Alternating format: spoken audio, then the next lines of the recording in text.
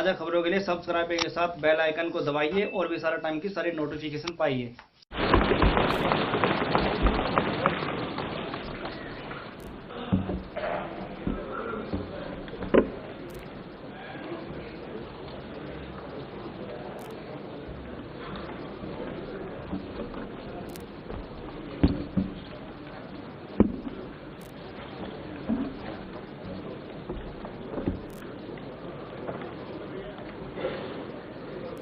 धन्यवाद जी। Speaker sir, I rise to present the budget for the year 2019-20. The recent election which brought us to this august house today was charged with brimming hope and desire for a bright and stable new India. Like never before, India celebrated its democracy by coming out to vote in large numbers. Voters' turnout was highest at 67.9%. Every section, young, old, first-time voters, voters since the first general election, women, all turned up to stamp their approval of a performing government.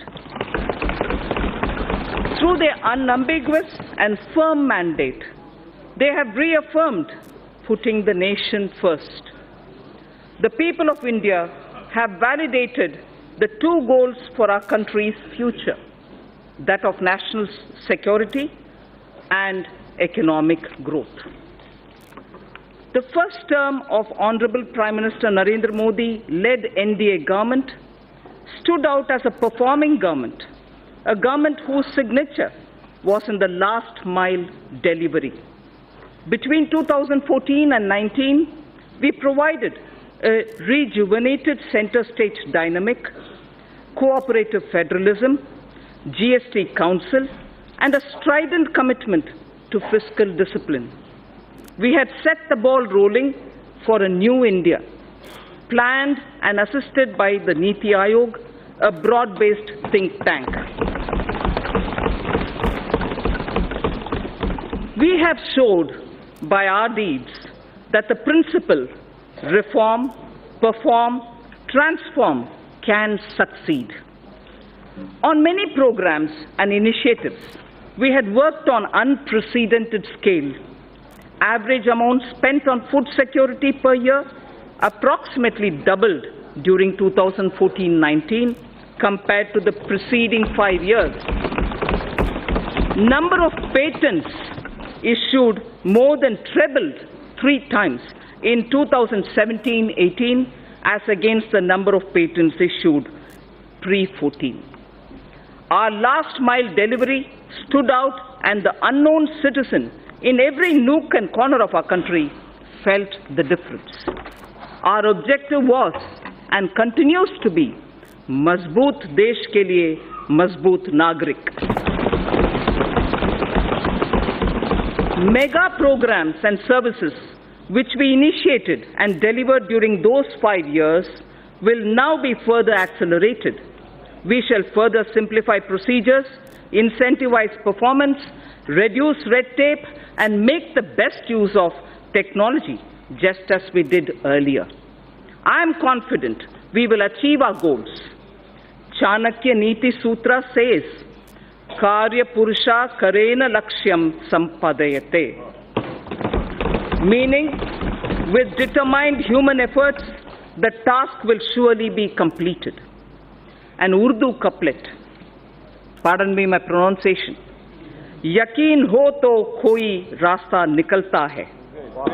Yakin ho to koi rasta nikalta hai. Hawa ki oat bhi lekar charag jalta hai.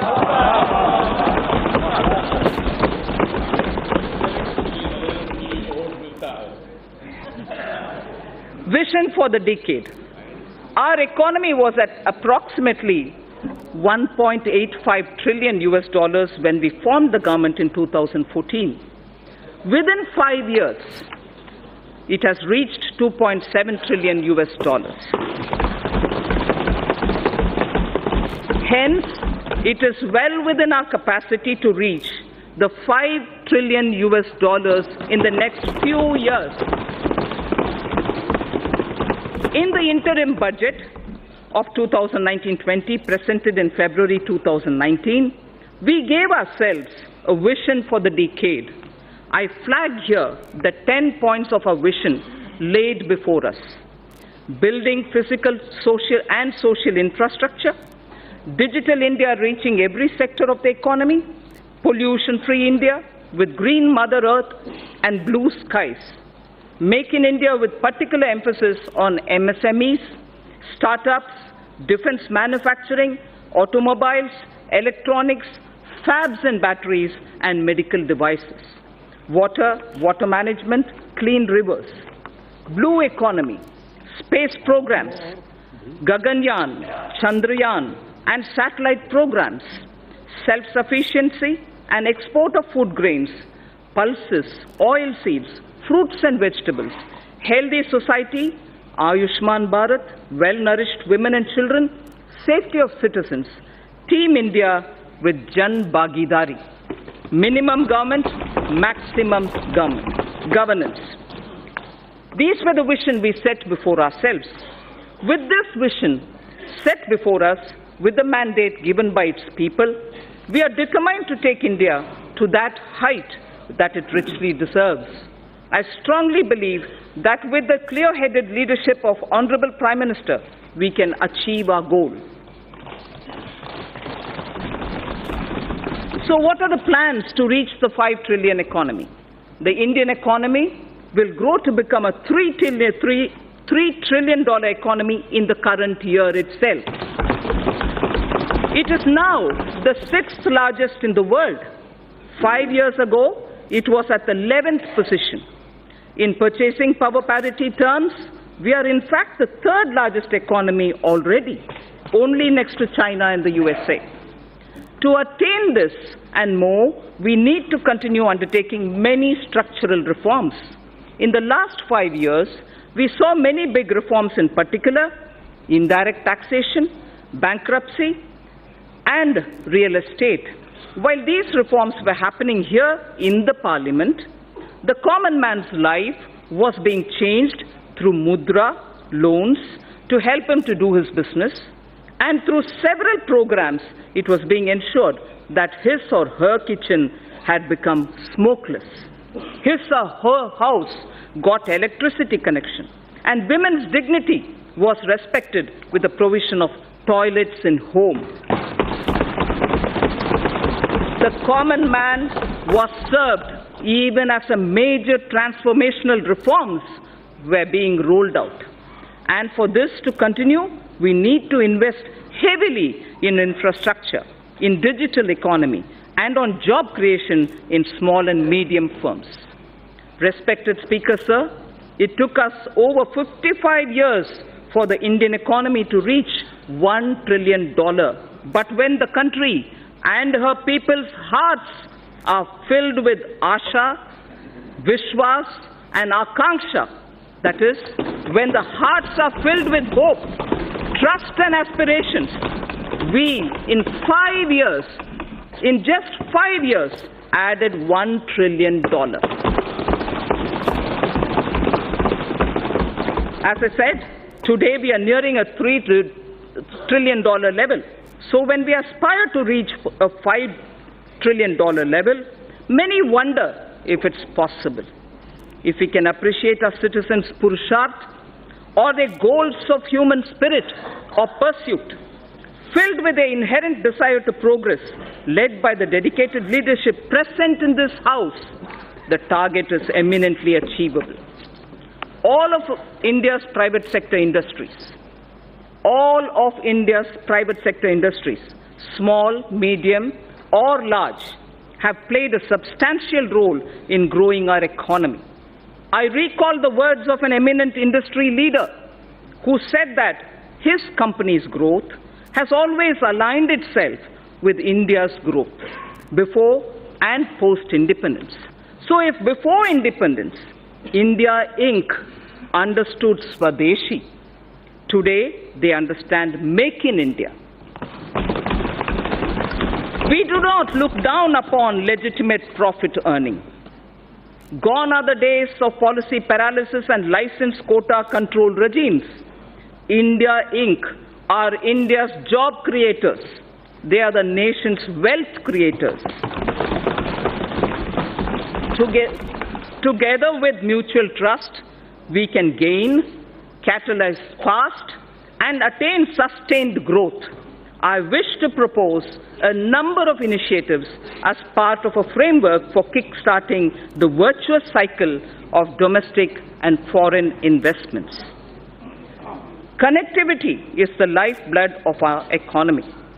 The government has given a massive push to all forms of physical connectivity through Pradhan Mantri Gram Sadak Yojana, industrial corridors, dedicated freight corridors, Bharatmala and Sagarmala projects, Jal Marg Vikas and Udan schemes.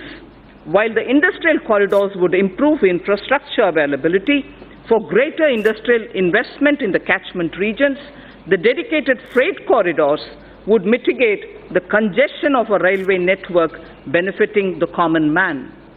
The ambitious program of Bharatmala would help develop national road corridors and highways, while Sagarmala would enhance port connectivity, modernization, and port-linked industrialization. If Sagarmala is aimed at improving the infrastructure for external trade, equally, it is the poor man's transport too. The Jal Marg Vikas project for capacity augmentation of navigation on national waterways is aimed at smoothing internal trade carried through inland water transport. These initiatives will improve logistics tremendously, reducing the cost of transport and increasing the competitiveness of domestically produced goods. The Udan scheme is providing air connectivity to smaller cities and enabling the common citizens of our country to avail air travel. All these programs are also helping bridge the rural and urban divide. As the world's third largest domestic aviation market, the time is ripe for India to enter into aircraft financing and leasing activities from Indian shores. This is critical to the development of self-reliant aviation industry, creating aspirational jobs in aviation finance, besides leveraging the business opportunities available in India's financial special economic zones, namely International Financial Services Center, the IFSC. Government will implement the essential elements of the regulatory roadmap for making India a hub for such activities. For providing an enabling ecosystem for growth in India of maintenance, repair and overhaul, MRO, maintenance, repair and overhaul industry, it is proposed to leverage India's engineering advantage and potential to achieve self-reliance in this vital aviation segment. Government will adopt suitable policy interventions to create a congenial atmosphere for the development of MRO in the country. The new metro rail projects for a total route length of 300 kilometers have been approved during 2018 and 19. Also, during 2019, about 210 kilometers metro lines have been operationalized. With this, 657 kilometers of metro rails network has become operational across the country. 657 kilometers. India's first indigenously developed payment ecosystem for transport based on National Common Mobility Card, NCMC standards, was launched by the Honorable Prime Minister in March 2019. This will enable people to pay multiple kinds of transport charges, including metro services and toll tax, across the country. This interoperable transport card runs on RuPay card and would allow the holders to pay for their bus travel, toll taxes, parking charges, retail shopping, and even withdraw money. Phase 2 of the FAME scheme, following approval of the Cabinet, with an outlay of 10,000 crore rupees over a period of 3 years, has commenced from 1st April 2019. The main objective of the scheme is to encourage faster adoption of electric vehicles by way of offering upfront incentive on purchase of electric vehicles, and also by establishing the necessary charging infrastructure for electric vehicles. Only advanced battery and registered e-vehicles will be incentivized under the scheme, with greater emphasis on providing affordable and environment-friendly public transportation options for the common man. The government will carry out a comprehensive restructuring of National Highway Program to ensure that the National Highway Grid of desirable length and capacity is created using financiable model. After completing the phase 1 of Bharatmala, in the second phase, states will be helped to develop state road networks. We need to develop our inland waterways to shift a significant portion of inland cargo movement from road and rail. This government envisions using the rivers for cargo transportation, which will also help to decongest roads and railways. As part of the Jalmarg Vikas project for enhancing the navigational capacity of the Ganga, a multimodal terminal at Varanasi has become functional in November 2018, and two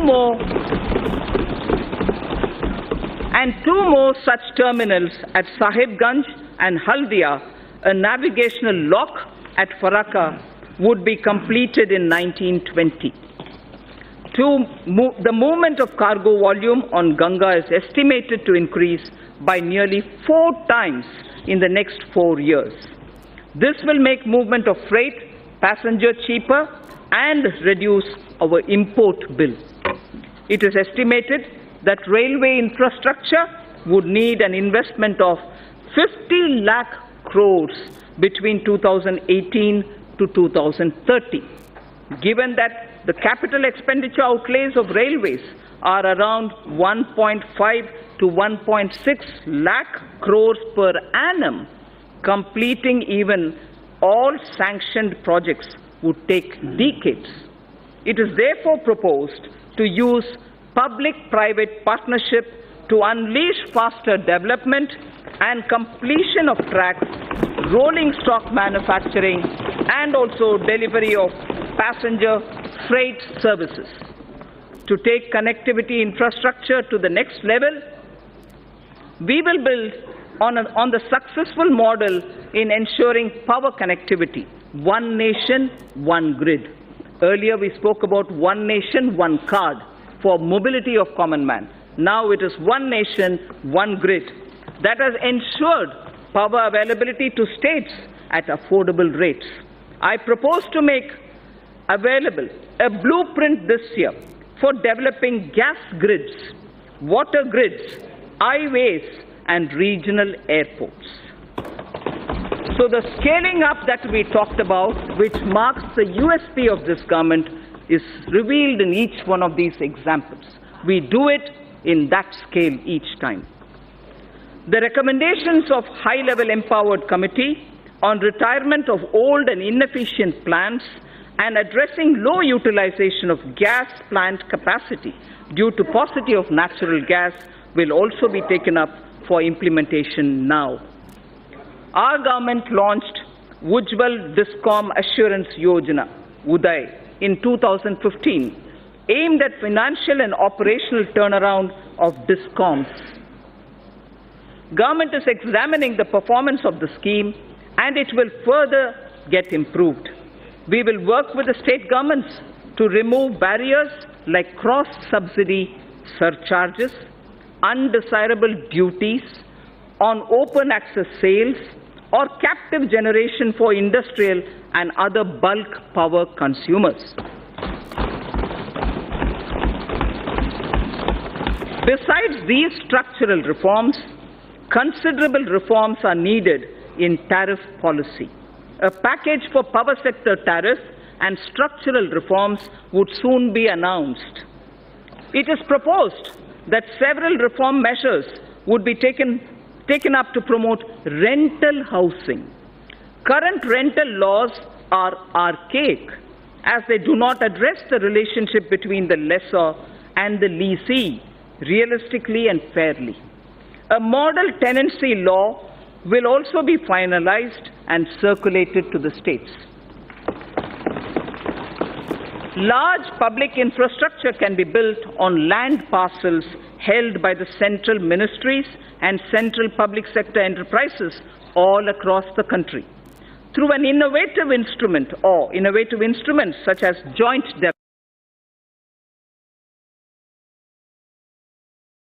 development and dedicated online portal. Under the interest subvention scheme for MSMEs, 350 crores of rupees has been allocated for the year 2019-20 for 2% interest subvention for all GST registered MSMEs on fresh or on incremental loans. On fresh or on incremental loans. Government payments to suppliers and contractors are a major source of cash flow, especially to SMEs and MSMEs. Investment in MSMEs will receive a big boost if these delays in payment are eliminated. Government will create a payment platform for MSMEs to enable filing of bills and payment thereof on the platform itself, thereby cutting down the time and the process itself. Encouraged by the overwhelming response, the Government of India has decided to extend the pension benefit to about 3 crore retail traders and shopkeepers whose annual turnover is less than 1.5 crores under a new scheme, namely Pradhan Mantri Karam Yogi Man Dhan scheme. Enrollment into the scheme will be kept simple, requiring only Aadhaar and a bank account, and the rest will be on self-declaration. We recognize that investment-driven growth requires access to low-cost capital. It is estimated that India requires investments averaging 20 lakh crores of rupees every year. A number of measures are proposed to enhance the sources of capital for infrastructure financing. A Credit Guarantee Enhancement Corporation, for which regulations have been notified by the RBI, will be set up in 2019-20. An action plan to deepen the market for long-term bonds, including for deepening markets for corporate bond repos, credit default swaps, etc., with specific focus on infrastructure sector, will be put in place. It is proposed to permit investments made by FIIs and FPIs in debt securities issued by Infrastructure Debt Fund, non-bank finance companies, the IDF, NBFCs, to be transferred, sold to any domestic investor within specified lock-in period. Corporate debt markets are crucial for the infrastructure sector. Given the need to further deepen bond markets, a number of measures are proposed to be taken up. To deepen the corporate tri-party repo market in corporate debt securities, government will work with regulators, the RBI and the SEBI, to enable stock exchanges to allow AA-rated bonds as collaterals. User-friendliness of trading platforms for corporate bonds will be reviewed, including issues arising out of capping of International Security Identification Number, the ISIN. It's right time to consider increasing minimum public shareholding in the listed companies. I have asked SEBI to consider raising the current threshold of 25% to 35%. As a key source of capital to the Indian economy, it is important to ensure a harmonized and hassle-free investment experience for foreign portfolio investors. Hence, it is proposed to rationalize and streamline the existing Know Your Customer, the KYC norms for FPIs to make it more investor-friendly without compromising the integrity of cross-border capital inflows. It is time to take our capital markets closer to the masses and meet various social welfare objectives related to inclusive growth and financial inclusion. I propose to initiate steps towards creating an electronic fundraising platform, a social stock exchange, under the regulatory ambit of Securities and Exchange Board of India, the SEBI, for listing social enterprises and voluntary organizations. For listing social enterprises and voluntary organizations working for the realization of a social welfare objective so that they can raise capital as equity, debt, or as units like a mutual fund. It is important to get retail investors to invest in treasury bills and securities issued by the government. Efforts made by the Reserve Bank will need to be supplemented with further institutional development using stock exchanges.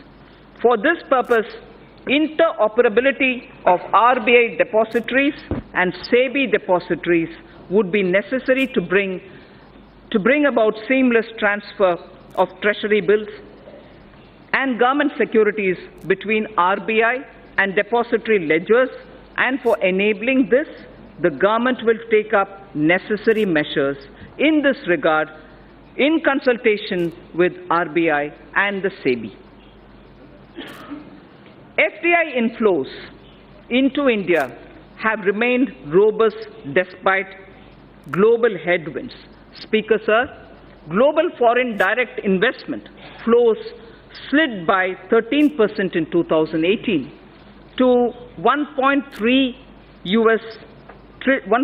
trillion US dollars from 1.5 trillion in the previous year, the third consecutive annual decline according to the UNCTAD's UNCTAD's World Investment Report in 2019. This is India's FDI flows in 2018-19 remained strong. If that was the global picture, India's inflows in 18-19 remained strong at 64.37 billion US dollars, marking a 6% growth over the previous year. I propose to further consolidate, Speaker, sir, the gains in order to make India a more attractive FDI destination. A, the government will examine suggestions of further opening up of FDI in aviation, in media, animation, ABGC, and insurance sectors in consultation with all stakeholders. 100% foreign direct investment will be permitted for insurance intermediaries. Local sourcing norms will be eased for the FDI in single brand retail sector. Single brand retail sector. It's high time India not only gets integrated into global value chain of production of goods and services, but also become part of the global financial system to mobilize global savings, mostly institutionalized in pension, insurance, sovereign wealth funds, and so on. The government is contemplating organizing an annual global investors meet in India using National Infrastructure Investment Fund as the anchor to get all three sets of global players, top industrialists, corporate leaders, top pension, insurance, sovereign wealth funds, top pension, insurance, and sovereign wealth funds, and top digital technology and venture funds also. An important determinant of attracting cross-border investment, Speaker Sir, is availability of investable stock to the foreign portfolio investors. This issue assumes greater significance in view of the gradual shift from stock-targeted investments towards passive investment, whereby funds track global indices composition, of which depends upon available floating stock.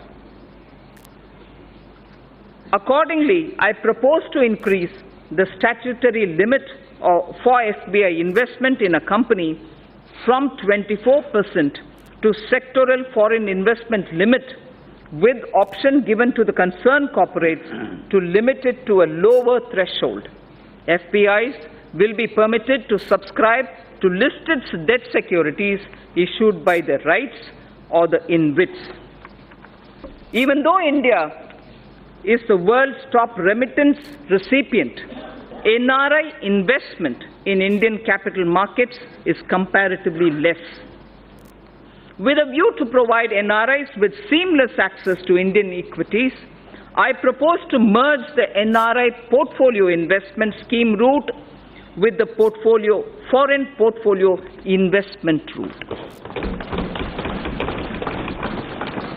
New and innovative financial instruments have been launched in the last 5 years, like Infrastructure Investment Trust, the InvITs which I referred to a minute ago, Real Estate Investment Trust, the REITs which I referred to a minute ago, as well as models like Toll Operate Transfer, the TOT, as part of the Brownfield Asset Modernization Strategy for augmenting infrastructure investment. India has had a reasonable success in brownfield asset monetization, and several InvITs and one REIT transaction have already been completed. Additionally, the National Highways Authority, NHAI, carried out one TOT transaction as well. The cumulative resources garnered through these instruments and model, Speaker Sir, exceed 24,000 crores of rupees.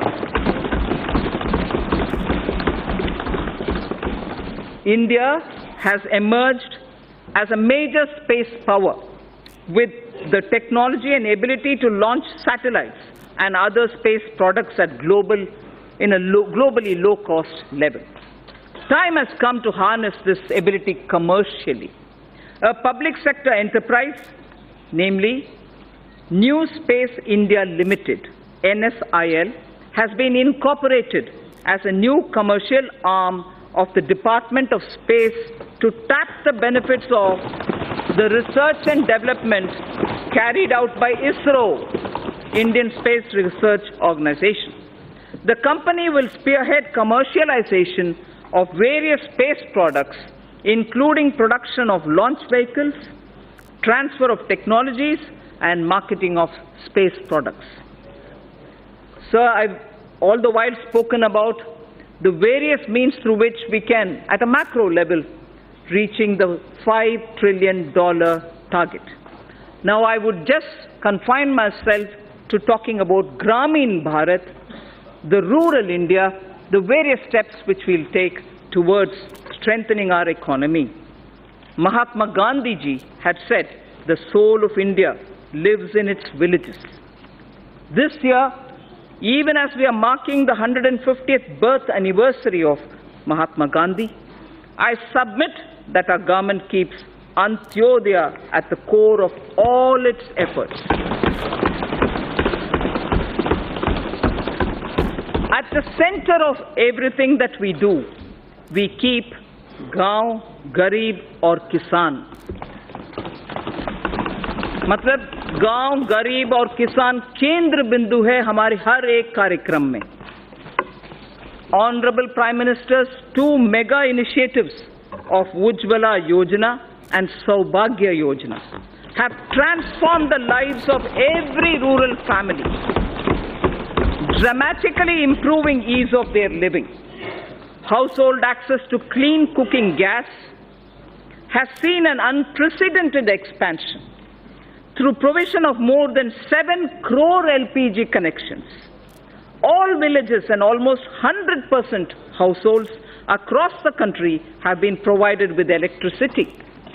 A combination of efficient implementation and enthusiastic adoption has significantly improved access to energy for rural households. By 2022, the 75th year of Indian independence, I would like to assure the nation that every single rural family, except those who are unwilling to take the connection, Speaker Sir, it's important to understand, except those who are unwilling to take the connection will have an electricity and a clean cooking facility.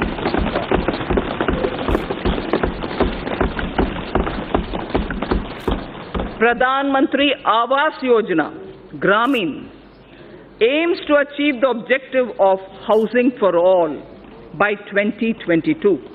A total of 1.5 crore rural homes have been completed in the last 5 years. In the second phase of PMAY Gramin, during 2019-20 to 2021-22, 1.95 crore houses, 1.95 crore houses are proposed to be provided to the eligible beneficiaries. These houses are also being provided with amenities like toilets, electricity, and LPG connections.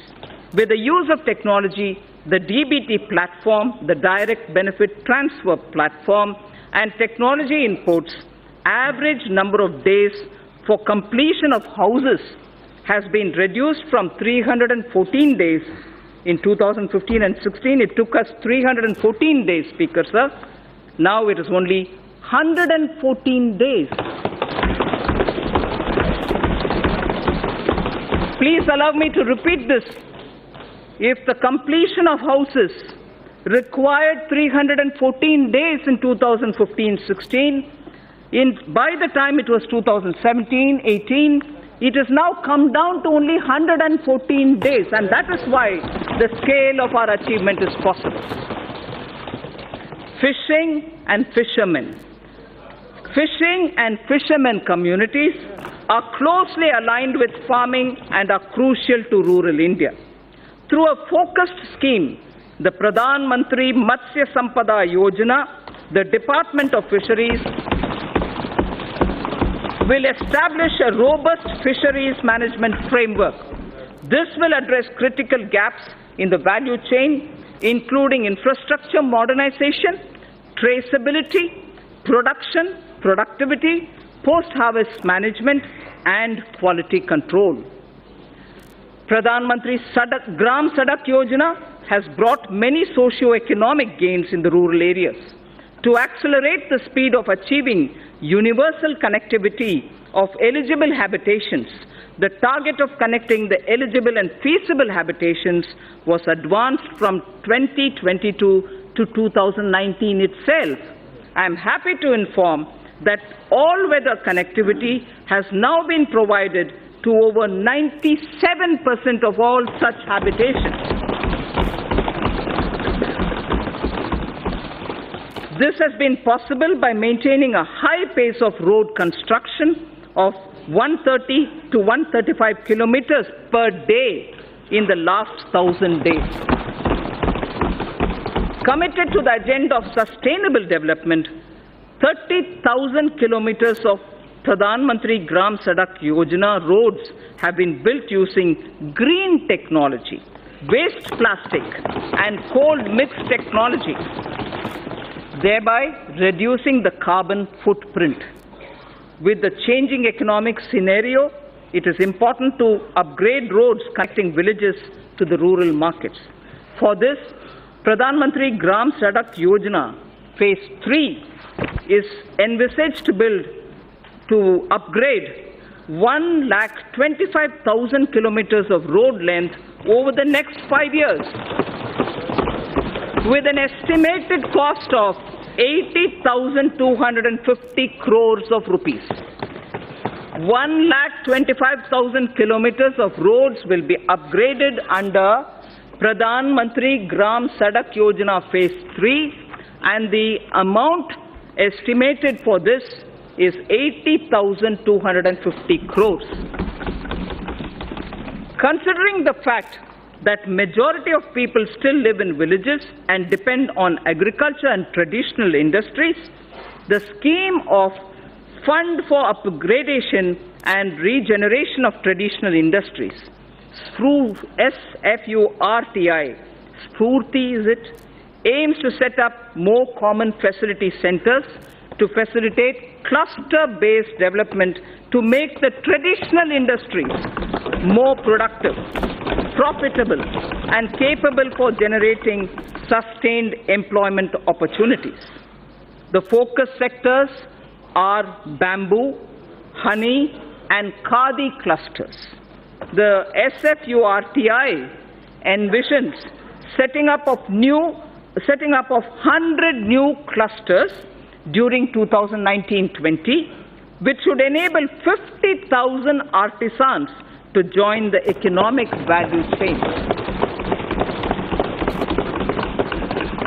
Further, to improve the technology of such industries, the Scheme for Promotion of Innovation, Rural Industry and Entrepreneurship, ASPIRE, has been consolidated for setting up of livelihood business incubators and technology business incubators. The scheme contemplates to set up 80 livelihood business incubators and 20 technology business incubators in 2019-20 to develop 75,000 skilled entrepreneurs in agro-rural industry sectors. We will invest widely in agricultural infrastructure. Speaker, sir, we will support private entrepreneurship in driving value addition to farmers' produce from the field and from allied activities too, like bamboo, like timber from the hedges, and also for generating renewable energy. अन्नदाता क्यों ऊर्जा दाता बना नहीं सकते? अन्नदाता ऊर्जा दाता बनाने के लिए बहुत सारे हमारे प्रोग्राम्स हैं. Daring through cooperatives shall also be encouraged by creating infrastructure for cattle feed manufacturing, milk procurement, processing and marketing. Speaker, sir, I place my appreciation for our farmers who have made India self-sufficient in pulses. दलहन के revolution जो हमारे किसान ने किया है, पिछले 1.5 साल में किया है, उसके लिए उनको मैं बधाई देना चाहती हूँ. I am sure they will repeat such a success even in the production of oil seed. तिलहन में भी हम उम्मीद रखते हैं हमारे किसान ऐसे ही सफलता पाएंगे. Our import bill shall be reduced by their seva. We also hope to form 10,000 new farmer producer organizations. We ensure that will ensure economies of scale for farmers over the next 5 years. The government will work with state governments to allow farmers to benefit from e-NAM. The Agricultural Produce Marketing Cooperatives Act should not hamper farmers from getting a fair price for their produce. Ease of doing business and ease of living both should apply to farmers too.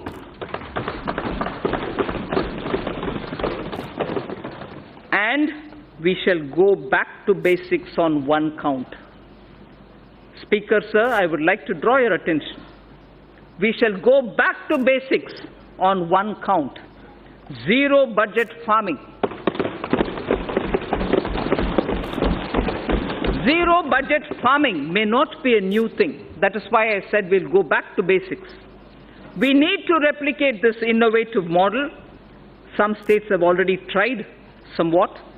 We need to replicate this innovative model through which, in a few states, farmers are already being trained in this practice. Steps such as this can help in doubling our farmers' income in time for our 75th year of independence.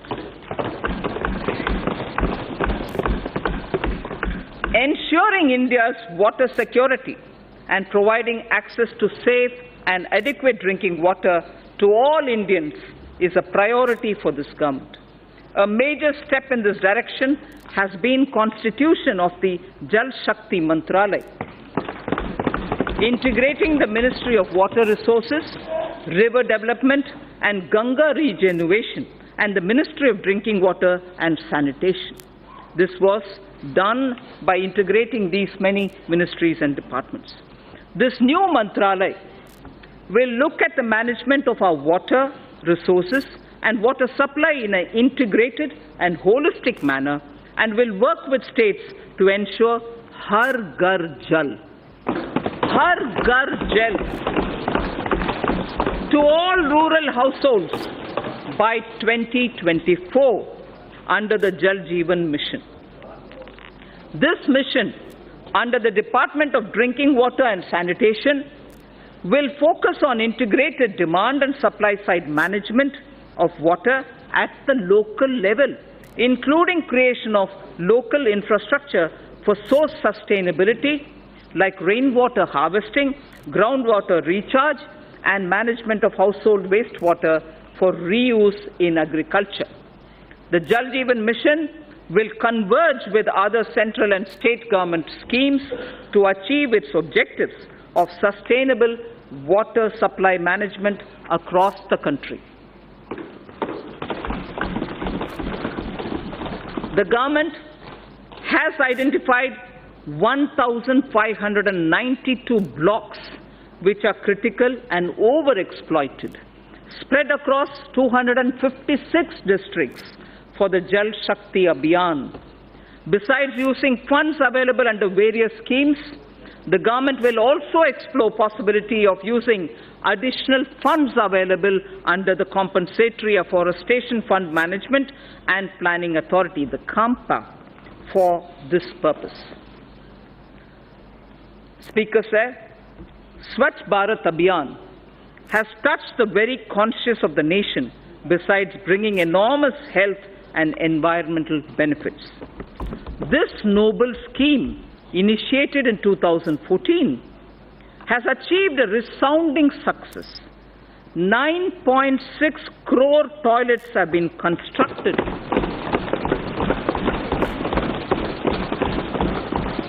9.6 crore toilets have been constructed since October the 2nd, 2014. More than 5.6 lakh villages have become open defecation free. We have to build on this success. We must not only sustain the behavioral change seen in people, but also harness the latest technologies available to transform waste into energy. I propose to expand the Swachh Bharat mission to undertake sustainable solid waste management in every village.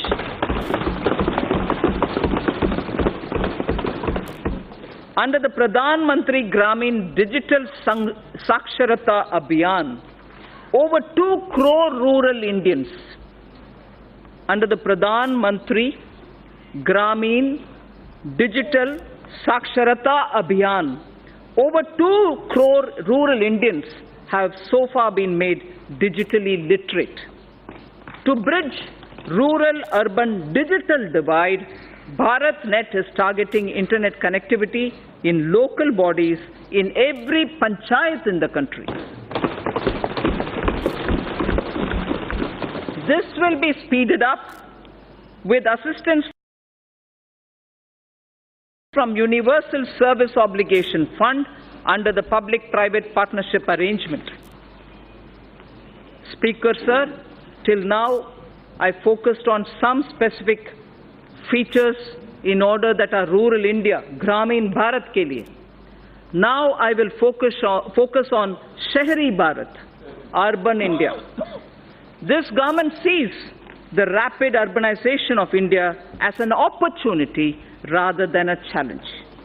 We have to make both our cities and villages better using technology. This way, we can help people live closer to their homes, stop migration into cities, provide essential services to all. Under Pradhan Mantri Awas Yojana, urban, over 81 lakh houses with an investment of about 4.83 lakh crores have been sanctioned, of which construction has started in about 47 lakh houses. Over 26 lakh houses have been completed, of which nearly 24 lakh houses have been delivered to the beneficiaries. Large-scale adoption of new technologies for construction of these houses. Over 13 lakh houses have so far been constructed using these new technologies. More than 95% of our cities also have become ODF, open defecation free. 95% of all cities have become, or they have declared themselves ODF. More than 45,000 public and community toilets across 1,700 cities have been uploaded on Google Maps, covering more than 53% of India's urban population. Almost 1 crore citizens have downloaded the Swachhata app. The 150th birth anniversary of Mahatma Gandhi is an apt occasion for us to rededicate ourselves to the ideals of the Mahatma. Honorable Prime Minister took the sankalp of achieving Gandhiji's resolve of Swachh Bharat to make India open defecation free by 2nd October 2019. I'm very satisfied and I'm very happy to report to this august House that this would be achieved by the 2nd of October. To mark this occasion, the Rashtriya Swachhata Kendra will be inaugurated at Gandhi Darshan, Rajghat on 2nd October 2019. A Gandhipedia, like encyclopedia on Gandhi, a Gandhipedia is also being developed by National Council for Science Museums to sensitize youth and society at large about positive Gandhian values. Indian Railways suburban and long-distance services do a phenomenal task in cities like Mumbai and smaller cities. Railways will be encouraged to invest more in suburban railways through special purpose vehicle structures like Rapid Regional Transport System proposed on the Delhi Meerut route. I propose to enhance the metro railway initiatives by encouraging more PPP initiatives and ensuring completion of sanctioned works while supporting transit-oriented development to ensure commercial activity around transit hubs. We are in the process of completing the dedicated freight corridor project that will free up some of the existing railway network for passenger trains. Speaker, sir, allow me now to speak on the youth of India. The government will bring in a new national educational policy to transform India's higher education system to one of the global best education systems. The new policy proposes major changes in both school and higher education, among others, better governance systems, and brings greater focus on research and innovation. We propose to establish a national research foundation to fund, to coordinate, and to promote research in the country. NRF, or the National Research Foundation, will assimilate the research grants being given by various ministries independent of each other. NRF will ensure that the overall research ecosystem in the country is strengthened with focus on identified thrust areas relevant to our national priorities and towards basic science without duplication of effort and expenditure. We would work out a very progressive and research-oriented structure for the NRF itself. The funds available with all ministries will be integrated in NRF. This would be adequately supplemented with additional funds. Massive online open courses through SWAYAM initiative have helped bridge the digital divide for disadvantaged section of our student community. To upgrade the quality of teaching, the Global Initiative of Academic Networks, GYAN, program in higher education was started, aimed at tapping the global pool of scientists and researchers. The imprint or impacting research innovation and technology scheme began as PAN IIT and IISc joint initiative to develop a roadmap for research to solve major engineering and technology challenges in selected domains needed by the country. Higher educational institutions are becoming the centers of innovation. These initiatives have upgraded the quality of education. There was not a single Indian institution in the top 200 in the World University Rankings 5 years back. I repeat, there was not a single Indian institution in the top 200 in the World University Rankings for 5 years back. Due to the concentrated efforts and concerted efforts by our institutions to boost their standards and also to project their credentials better, we have now 3 institutions, 2 IITs and IISc Bangalore in the top 200 institutional bracket. This is a window open now thanks to all our efforts.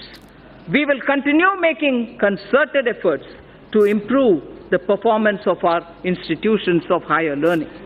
An amount of 400 crores has been provided under the head World-Class Institutions for the year 2019-20, more than 3 times the revised estimates for the previous year. More than 3 times the revised estimates of the previous year. India has the potential to become a hub of higher education. I therefore propose to start a program, Study in India, that will focus on bringing foreign students to India in our higher educational institutions.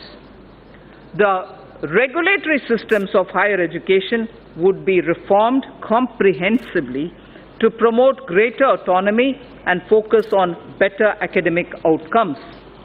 A draft legislation for setting up of Higher Education Commission of India would be presented in the year ahead. Khelo India scheme, launched in October 2017, has created awareness of sports as an integral part of wellness throughout the country. The government is committed to expand Khelo India scheme and to provide all necessary financial support. To popularize sports at all levels, a National Sports Education Board for development of sportspersons would be set up under Khelo India scheme. So, Speaker, this government recognizes and follows the teachings of Lord Bashveshwara. This government recognizes and follows the teachings of Lord Basaveshwara, in particular the principle of Kayaka and Dasoha. Implementing Kayakeva Kailasa, the government enables about 10 million youth to take up industry-relevant skill training through the Pradhan Mantri Kaushal Vikas Yojana. This is helping to create a large pool of skilled manpower with speed and high standards. Demographic trends worldwide show that major economies will face severe labor shortages in the future. To prepare our youth to also take up jobs overseas, we will increase focus on skill sets needed abroad, including language training. We will also lay focus on new age skills like artificial intelligence, Internet of Things, big data, 3D printing, virtual reality, and robotics, which are valued highly both within and outside the country and offer much higher remuneration. Drawing again on Lord Basaveshwara, his principle of Dasoha underlines most things this government does. Give it up for giving up LPG subsidy, or the various pension schemes, or on the principle of sharing through distribution for the wellness of society, which is what Lord Basaveshwara did even earlier in a millennia ago. The government is proposing to streamline multiple labor laws into a set of 4 labor codes. Sir, for the sake of labor welfare, I'd like to repeat this slide. The government is proposing to streamline multiple labor laws into a set of 4 labor codes. Codes. C-O-D-E-S. Codes. This will ensure that process of registration and filing of returns will get standardized and streamlined. With various labor-related definitions getting standardized, it is expected that there shall be less disputes. We propose, again sir, this is an interesting idea, I wish to draw your attention. We propose to start a television program within the DD bouquet of channels exclusively for startups.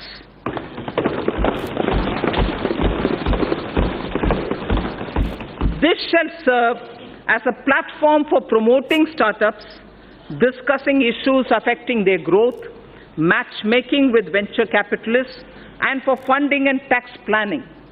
This channel shall be designed and executed by startups themselves. Later in the speech, I shall deal with taxation matters of the startups.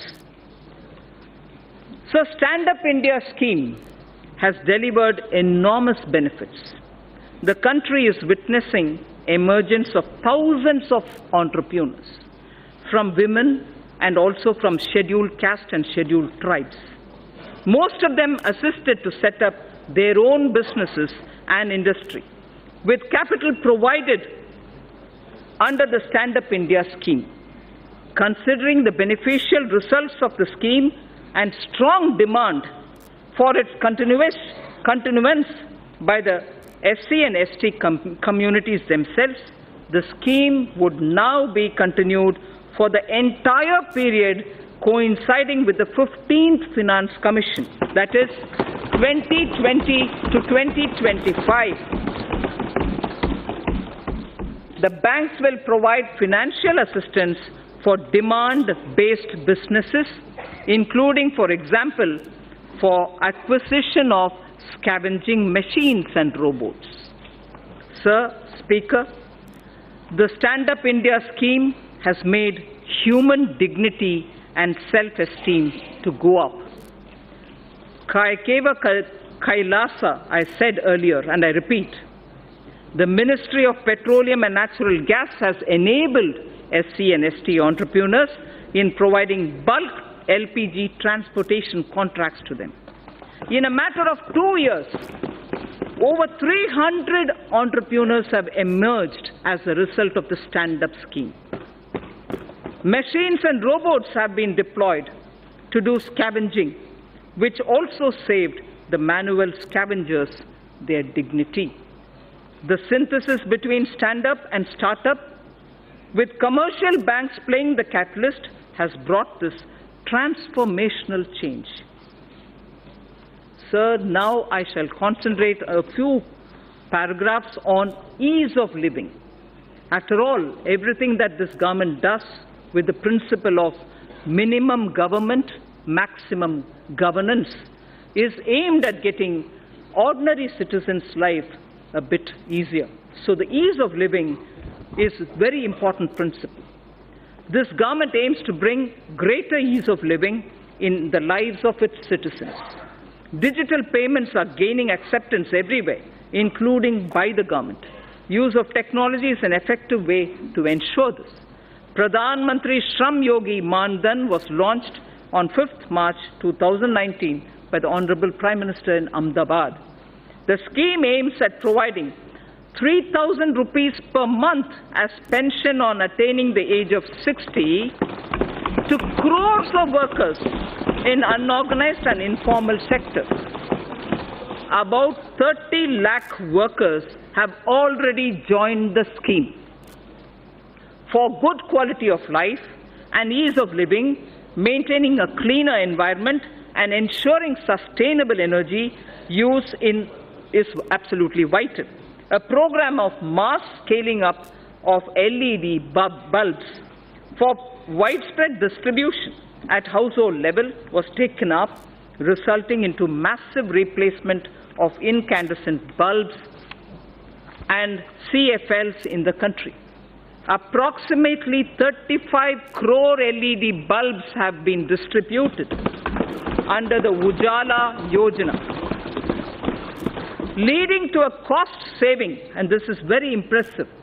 I request through you, respected Speaker, that all members present here listen to what cost saving has emerged because of the LED bulbs. Approximately 35 crore LED bulbs have been distributed under the Ujala Yojana, leading to a cost saving of 18,341 crores. And this 18,341 crores annually, every year, because of LED, this is what the country is saving. It is going to be free of incandescent, India is going to be free of incandescent bulbs, and CFL use has already become minuscule. We will use the approach of mission LED bulb method to promote the use of solar stoves and battery chargers in the country. To make railway travel a pleasant and satisfying experience to the common citizen, again, ease of living, we will launch a massive program of railway station modernization this year. Railway station modernizations will be launched this year.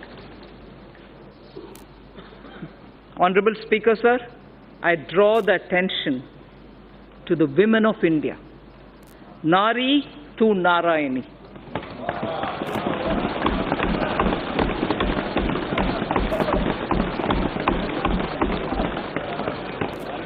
We believe, obviously this country's tradition has been Nari to Narayani.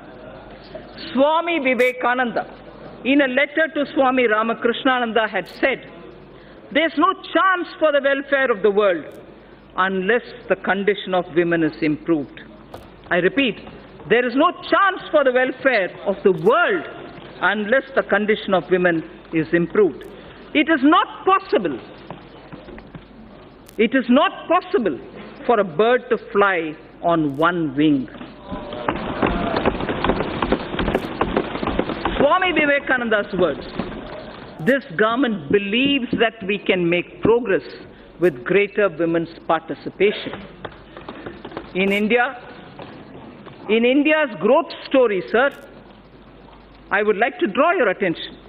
In India's growth story, particularly in the rural economy, Gramin Arthvyavastha mein, the role of women is a very sweet story. Gramin Arthvyavastha mein mahila ki bhagidari ekdam ek sunera kahani hai.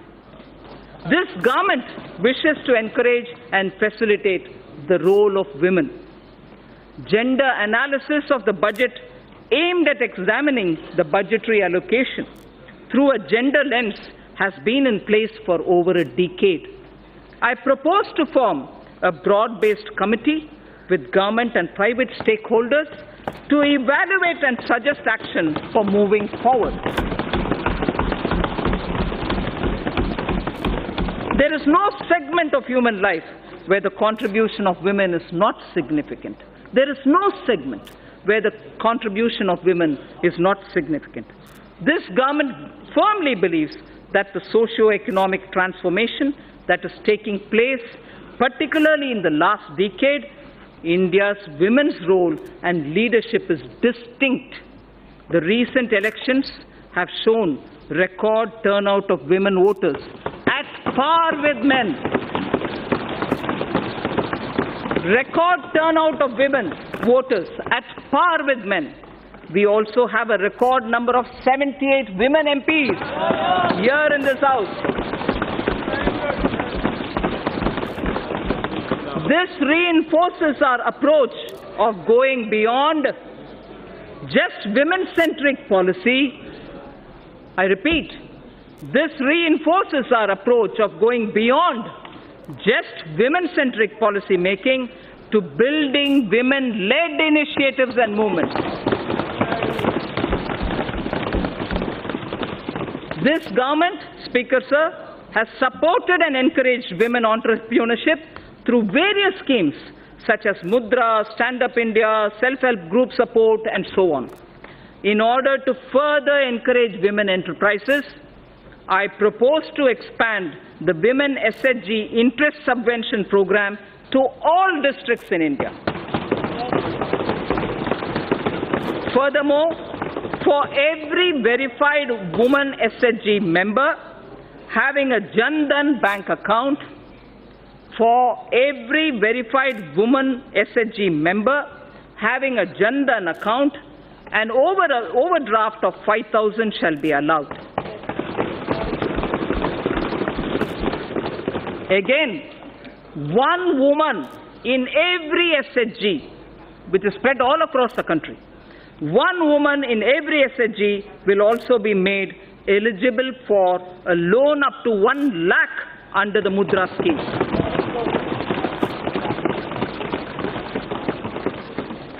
Speaker Sir, at the beginning I did tell you about India's soft power.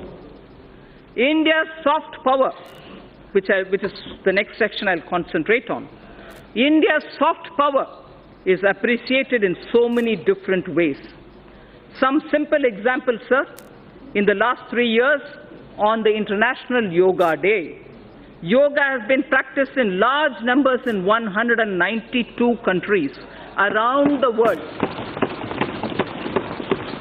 Mahatma Gandhi's favorite bhajan, Vaishnav Janto Tene Kahiye, was sung by the respective lead artists from over 40 countries.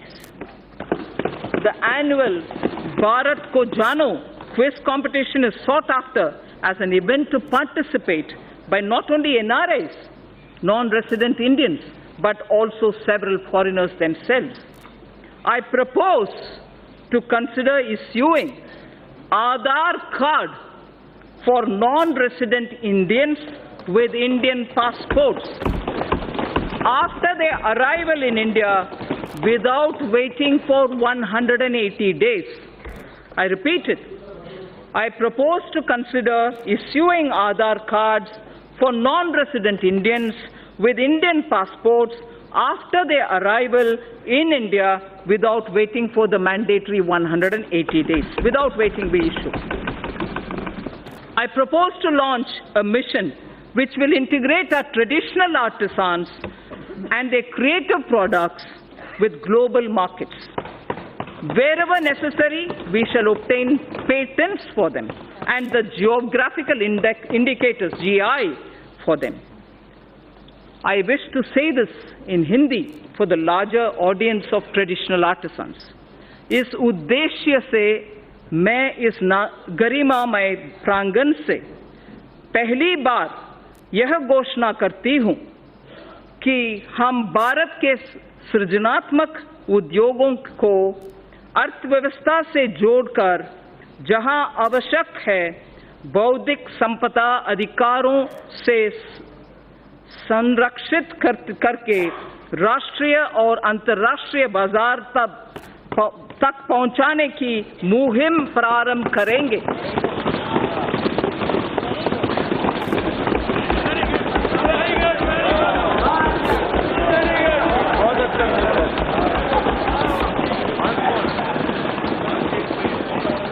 To give further impetus to India's growing influence and leadership in the international community, government decided to open Indian embassies and high commissions abroad in countries where India does not have a resident diplomatic mission as yet. Accordingly, in March 2018, government approved opening of 18 new Indian diplomatic missions in Africa. 5 embassies have already been opened in Rwanda, Djibouti, Equatorial Guinea, Republic of Guinea, and Burkina Faso in the year 2018-19. Government intends to open another 4 embassies, new ones, in the year 2019-20. This will not only increase the footprint of India's overseas presence, but also enable us to provide better and more accessible public services, especially to the local Indian communities in these countries. In line with our ancient wisdom, India has always pursued a policy of economic cooperation with countries through bilateral and regional coordination. Indian Development Assistance Scheme, IDEAS, provides concessional financing for projects and contributes to infrastructure development and capacity building in the recipient developing countries. Mindful of our position as the 6th largest economy, we will look at alternative development models which include private sector equity, multilateral financing, contributions from corporates, non-residents, and so on. I propose to revamp the IDEA scheme during the current financial year. The government is developing 17 iconic tourism sites into world-class tourist destinations and to serve as a model to other tourism sites. The iconic tourism sites would enhance visitor experience, which would lead to increased visits of both domestic and international tourists at these destinations.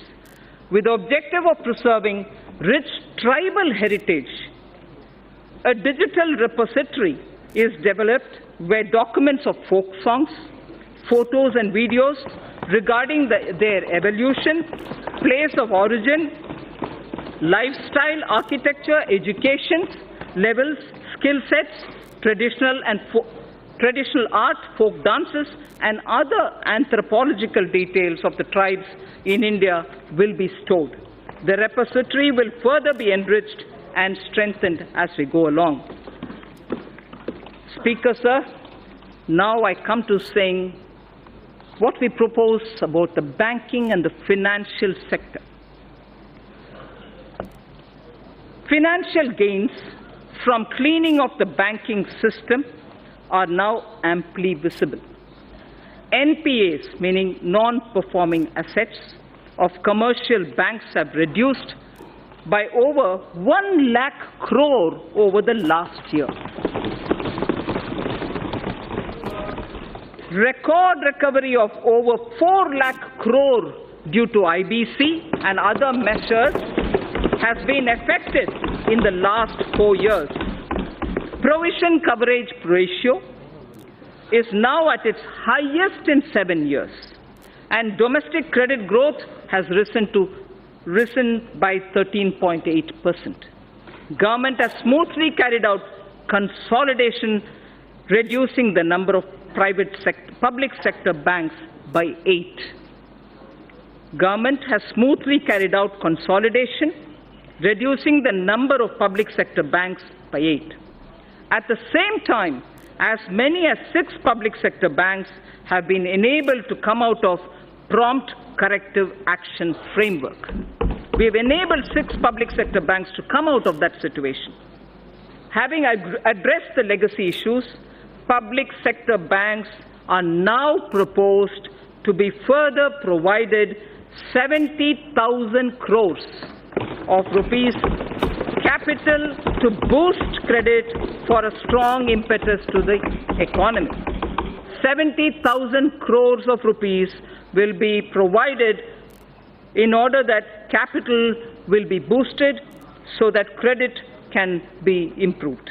To further improve ease of living, they will leverage technology, offering online personal loans, doorstep banking, and enabling customers of one public sector bank to access services across all public sector banks and so on.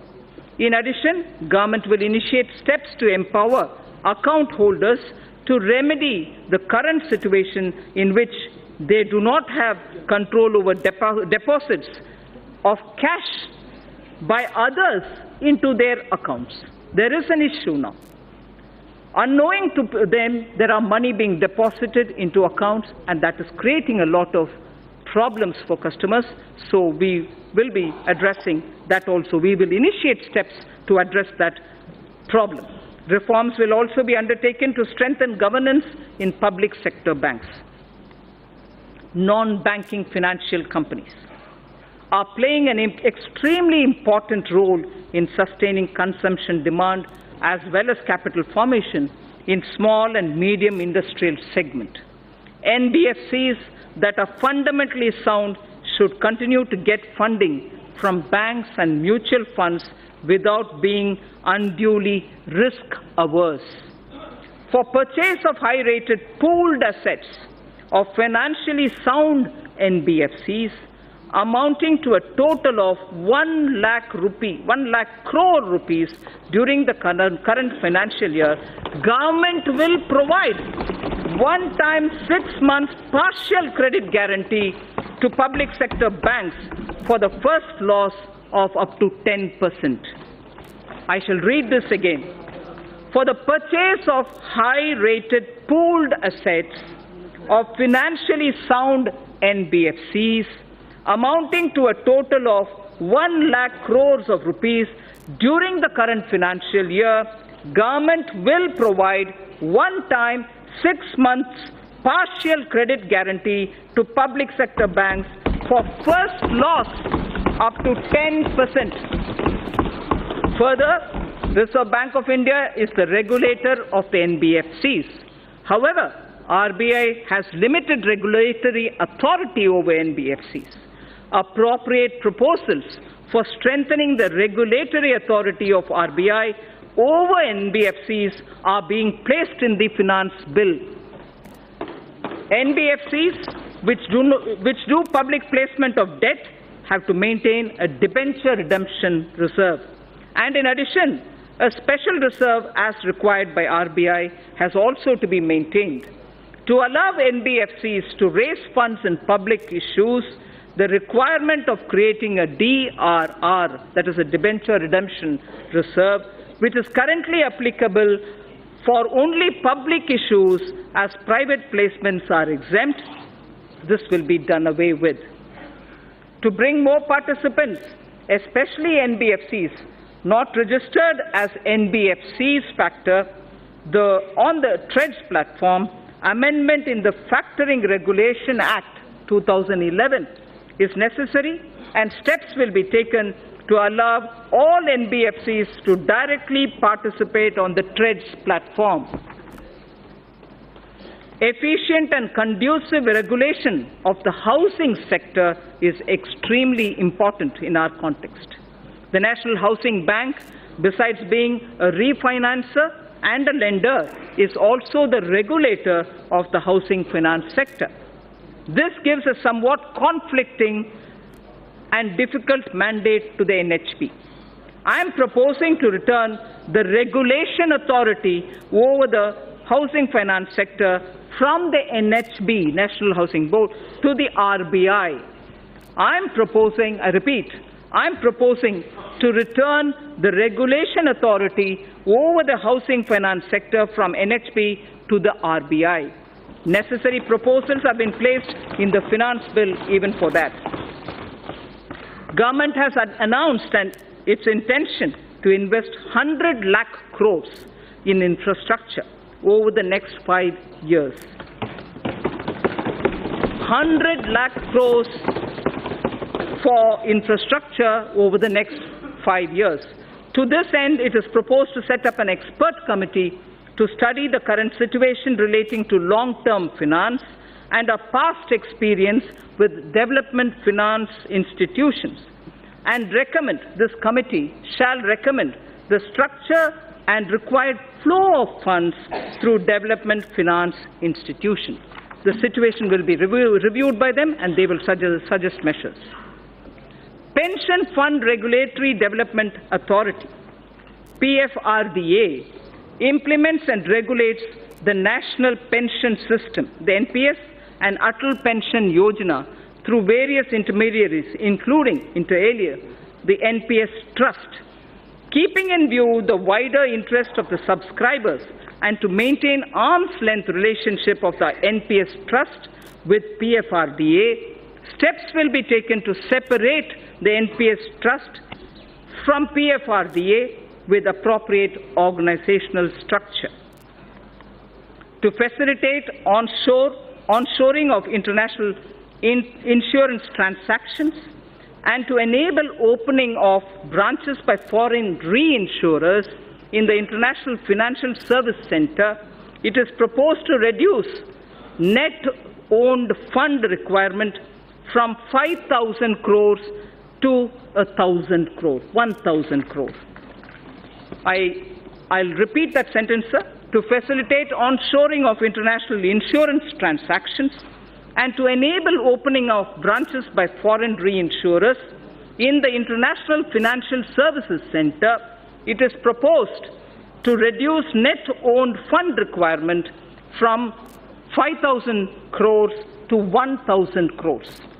Government has been following the policy of disinvestment in non-financial public sector undertakings, maintaining government stake not to go below 51%.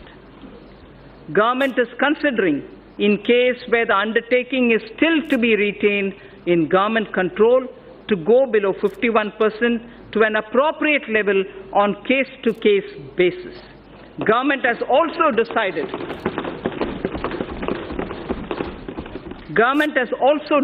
to modify present policy of retaining 51% government stake to retaining 51% stake inclusive of the stake of government-controlled institutions.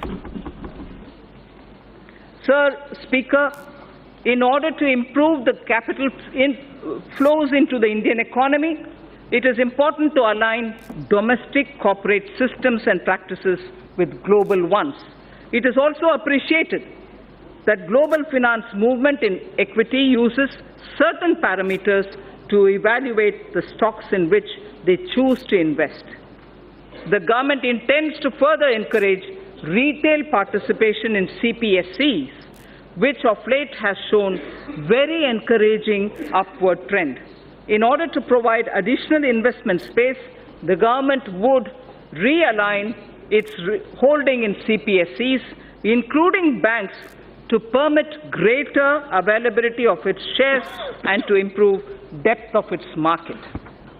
Strategic disinvestment of select CPSEs would continue to remain a priority of this government.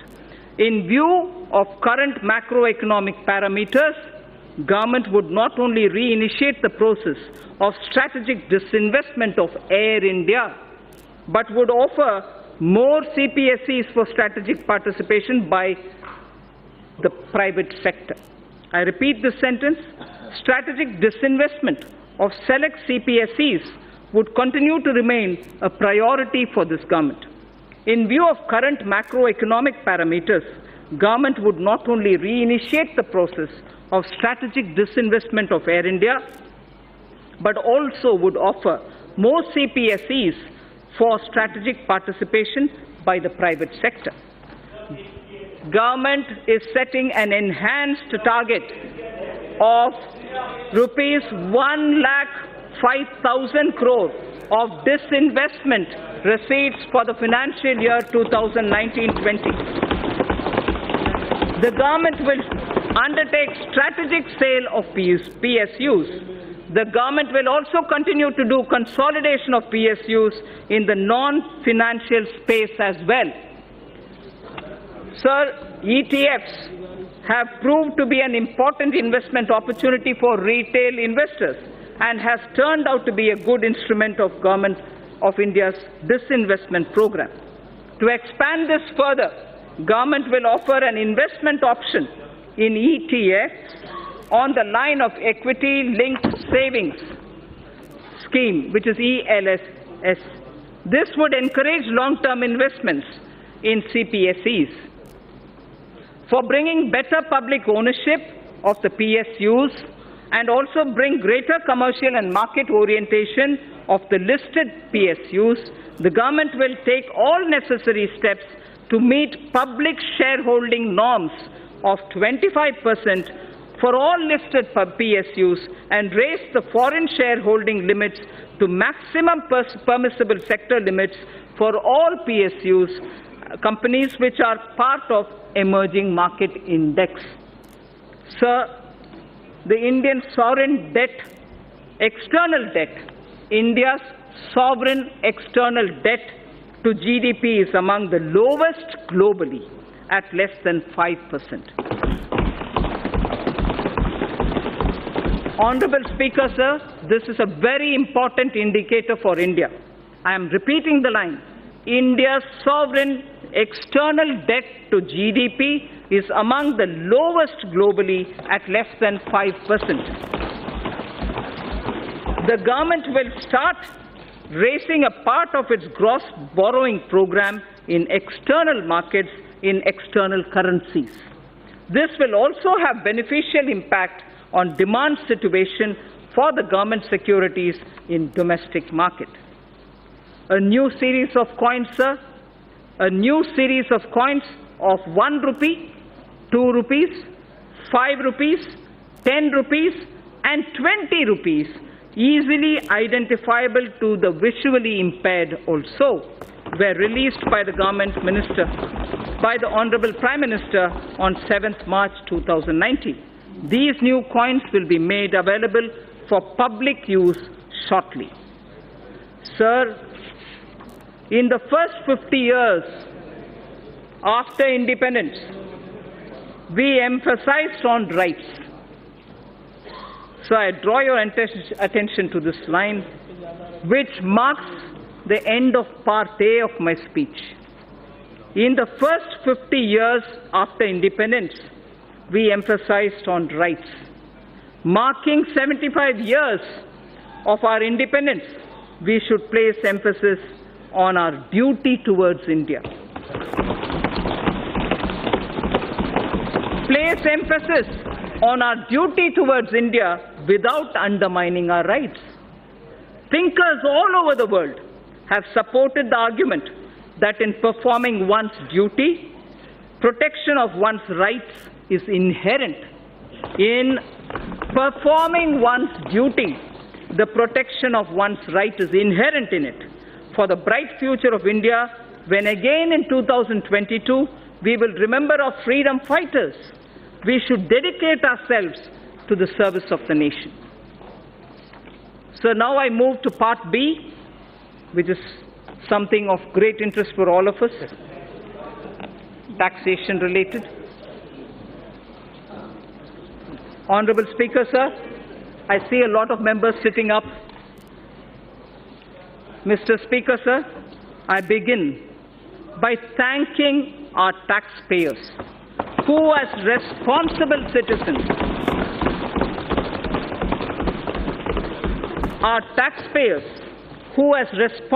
citizens, perform their duty by paying their taxes. It is because of their valuable contribution that our government is able to work for our collective dream of inclusive and all-round development of our nation. I place my appreciation to the honest taxpayer of India. At this juncture, sir, I find wisdom in a line from Purananuru, which is a Sangam time Tamil literature piece.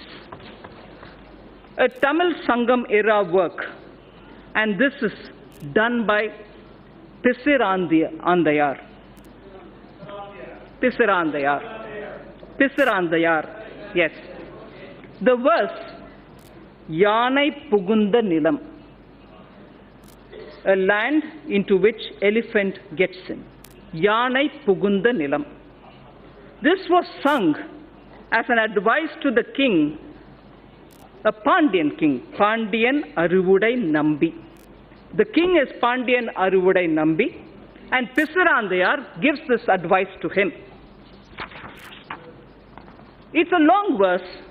I'm only picking up the first line, some line from the middle, and the end. Kai nel aruthu kavalang koline. Kai nel aruthu kavalang koline. Arivudai vendan neriyarindhu koline. Arivudai vendan neriyarindhu koline. Parivu tapa edukkum pindam natchin.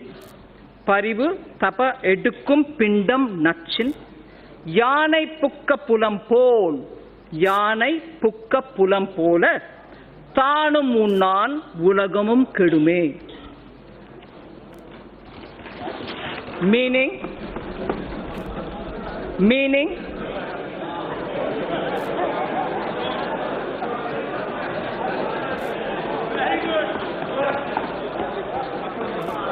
a few mounds of rice, just a few mounds of rice from paddy that is harvested from a small piece of land would be sufficient for the elephant.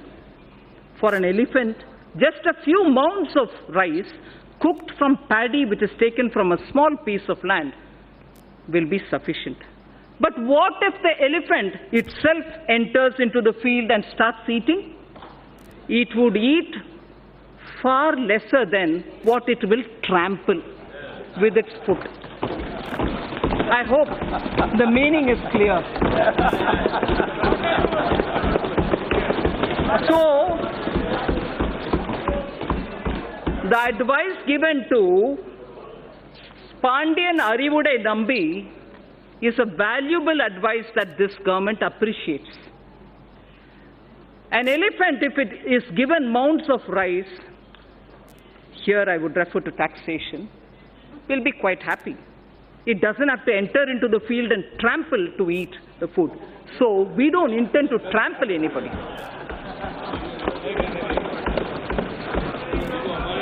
Sir, in direct taxes, therefore, sir, Mr. Speaker, due to a slew of efforts taken by our government, the direct tax revenue has significantly increased over the past couple of years. It has increased by over 78% from 6.38 lakh crores in financial year 2013-14 to around 11.37 lakh crores in financial year 2018. From 6.38 lakh crores to 11.37 lakh crores between 13-14 and 18-19. It is now growing at double-digit rate every year. Let me recall, sir, and reiterate this government's effort over the past 5 years to alleviate the tax burden on small and medium income earners. This includes self-employed as well as small traders, salary earners, and senior citizens. Only when their annual taxable income exceeds 5 lakhs, only when their annual taxable income exceeds 5 lakhs, they are required to pay any income tax. The details of our efforts and achievements on this front during the past few years are given in the annexure to the speech. I am not going into the details of it. Speaker, sir, my tax proposals will aim to stimulate growth, incentivize affordable housing, and encourage startups by releasing the entrepreneurial spirit. It will also be geared towards promoting digital economy. I aim to simplify tax administration and bring greater transparency. So far as corporate tax is concerned, we continue with phased reduction in rates. Currently, A lower rate of 25% is only applicable to companies having annual turnover up to 250 crores. Currently, the lower rate of 25% is only applicable to companies having annual turnover of up to 250 crores. I propose to widen this to include all companies having an annual turnover of up to 400 crores. This will cover 99.3% of all the companies. Only 0.7% of companies will remain outside of this rate. So in order to boost economic growth and make in India, the government will launch a scheme to invite global companies through a transparent competitive bidding to set up mega manufacturing plants in sunrise and advanced technology areas such as semiconductor fabrication, solar photovoltaic cells, lithium storage batteries, solar electric charging infrastructure, computer servers, laptops, etc., and provide them investment-linked income tax exemptions under 35AD of the Income Tax Act and other indirect tax benefits. Sir, on electric vehicles. Considering our large consumer base, we aim to leapfrog and envision India as a global hub of manufacturing of electric vehicles. A global hub of manufacturing electric vehicles. Inclusion of solar storage batteries and charging infrastructure in the above scheme will boost our efforts. Government has already moved the GST Council to lower the GST rate on electric vehicles from 12 to 5%. Also, to make electric vehicle affordable to consumers, our government will provide additional income tax deduction of 1.5 lakhs of rupees on the interest paid on loans taken to purchase electric vehicles. What does this mean? This amounts to a benefit of 2.5 lakh crores over the loan period to the taxpayer who takes loans to purchase electric vehicles. So by the time the entire period of the loan ends, for you having taken the loan for buying an electric vehicle, you would benefit to the level of 2.5 lakh rupees because of this income tax deduction which is being brought in for encouraging purchase of electric vehicles. So startups, as I said when I was talking about the youth of this country, startups require, and we have been consistently providing them all the encouragement. Startups in India are taking firm roots and their continued growth needs to be encouraged. To resolve the so-called angel tax issue, I'm sure a lot of members are concerned on this issue. To resolve the so-called angel tax issue, the startups and their investors who file requisite declarations and provide information in their returns will not be subjected to any kind of scrutiny in respect of valuation of share premiums. The issue of establishing identity of the investor and source of his funds will be resolved by putting in place a mechanism of e-verification, so there's no man-to-man interface there. With this funds raised by startups will not require, the funds raised by startups will not require any kind of scrutiny from the Income Tax Department. In addition, special administrative arrangements shall be made by the Central Board of Direct Taxes for pending assessments of startups and redressal of their grievances. It will be ensured that no inquiry or verification in such cases be carried out by the assessing officer without obtaining approval of his supervisory office. So the element of discretion with which startups were suffering has been removed. So without obtaining the approval of a supervisory officer, an assessing officer shall not worry the assessee. At present, startups are not required to justify fair market value of their shares issued to certain investors, including Category 1 alternative investment funds. I propose to extend this benefit to Category 2 alternative investment funds also. At the moment, it's available for AIF Category 1. Now I expand this to include Category 2 AIFs also. Therefore, valuation of shares issued to these funds shall be beyond the scope of income tax scrutiny. Again, you get out of income tax scrutiny when that has been done.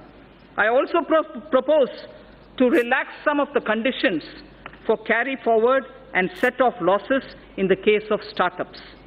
I also propose to extend the period of exemption of capital gains arising from sale of residential house for investment in startups up to 31/3/2021. And relax certain other conditions of this exemption. So affordable housing, which is an aim of this government. For realization of the goal of housing for all and affordable housing, a tax holiday has already been provided on the profits earned by developers of affordable housing. Also, interest paid on housing loans is allowed as a deduction to the extent of 2 lakhs in respect of self-occupied property. In order to provide a further impetus, I propose to allow an additional deduction of up to 1,50,000 rupees for interest paid on loans borrowed up to 31st March 2020, next year, for purchase of affordable house valued up to 45 lakhs. Therefore, a person purchasing an affordable house will now get an enhanced interest deduction up to 3.5 lakhs of rupees. This will translate into benefit of 7 lakh of rupees to the middle-class home buyers over their loan period of 15 years. Just as we said about the electric cars, now we are saying the tax deduction provision that we're coming in now with will enable home buyers of the affordable home category that in the period of 15 years, when your home loan runs, the net gain would be 7 lakh of rupees. This will immediately benefit a lot of middle class. So on the NBFCs, a lot of discussion happens today about NBFCs. Non-banking financial companies play an increasingly important role in India's financial system. With enhanced levels of regulation they are subjected to by the Reserve Bank of India, there is a need to provide greater parity in their tax treatments vis-à-vis scheduled banks. Currently, interest on certain bad or doubtful debts made by scheduled banks and other financial institutions is allowed to be offered to tax in the year in which this interest is actually received. I propose to extend this facility to deposit-taking as well as systematically important non-deposit-taking NBFCs also. So the International Financial Services Center, the GIFT City, series of measures have already been taken in the past by this government. With a view to incentivizing the IFSC, I propose to provide several direct tax incentives to an IFSC, including 100% profit-linked deduction under Section 80 LA in any 10-year block within a 15-year period, exemption from dividend distribution tax from current and accumulated income to companies and mutual funds, exemption on capital gain to Category 3 AIF, and interest payment on loan taken from non-residents. So, securities transaction tax. I propose to give relief in levy of securities transaction tax by restricting it only to the difference between the settlement and the strike price in case of exercise of option. Simplification and ease of living. India's ease of doing business ranking under the category of paying taxes showed a significant jump from 172 in 2017 to 121 in the year 2019. From 172, we have come to 121, a drastic improvement. I now propose to implement a series of measures that will leverage technology to make compliance easier for the taxpayer. Interchangeability of PAN and Aadhaar. Mr. Speaker, sir, more than 120 crore Indians now have Aadhaar card. Therefore, for ease and convenience of taxpayers, I propose to make PAN and Aadhaar interchangeable and allow those who do not have PAN card to file income tax returns by simply quoting their Aadhaar number and also use it wherever they are required to quote the PAN. So everywhere where you are required to quote the PAN, instead you can just do Aadhaar, and even if you don't have a PAN, there is no problem. So pre-filling of income tax returns. Pre-filled tax returns will be made available to taxpayers, which will contain details of salary income, capital gains from securities, bank interest and dividends, etc., and tax deductions also. Information regarding these incomes will be collected from the concerned sources such as banks, stock exchanges, mutual funds, EPFO, state registration departments, and so on. This will not only significantly reduce the time taken to file tax return, but will also encourage accuracy of reporting of income tax. So faceless e-assessment. This is a very important thing about which there's been a lot of discussion. Assessees should not face any kind of harassment. The existing system of scrutiny assessments in the income tax department involves a high level of personal interaction between the taxpayer and the department, which leads to certain undesirable practices and on the part of the tax officials. To eliminate such instances and to give shape to the vision of Honorable Prime Minister, a scheme of faceless assessment in electronic mode involving no human interface is being launched this year in a phased manner.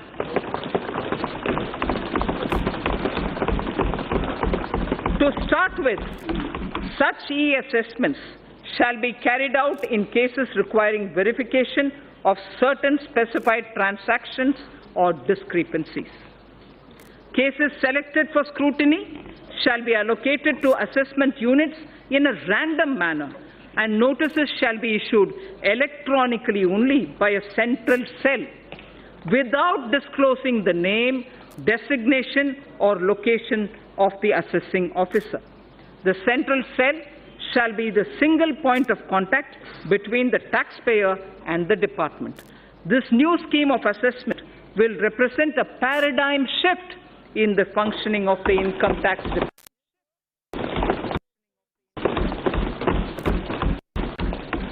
So on digital payments, our government has taken a number of initiatives in the recent past for the promotion of digital payments and less cash economy.